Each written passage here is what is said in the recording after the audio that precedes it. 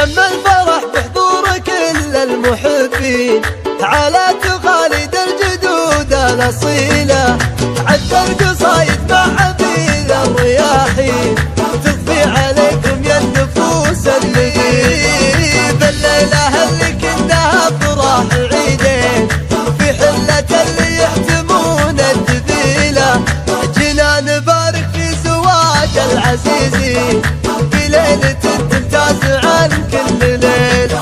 في جدهم تلقى المدايح عناوين رمز الشجاعة والكرم والفضيلة، من رؤوس رفع الراجحة بالموازين قبيلة خاضت جميع الميادين يشهد لها التاريخ نعم القبيل. فوق المهارة اللي سوات الشياهين أهل الظفر والتضحيات الجميلة يمشون في ظل السيوف المسالين، عاداتهم دحر الجموع الثقيلة واخبارهم كهل الدروع الميامين فرسان الرماح الطويلة، عطر المجالس في علوم النبيل، أفعالهم تشبه ورود البساتين وامجادهم مثل الغصون الظليلة.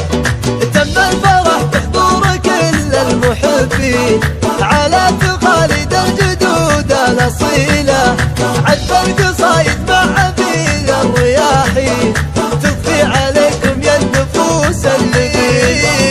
الليلة اللي كنا افراح عيدين في حلة اللي يحتمون الدبيلة، جينا نبارك في زواج العزيزين في ليلة تمتاز عن كل ليل.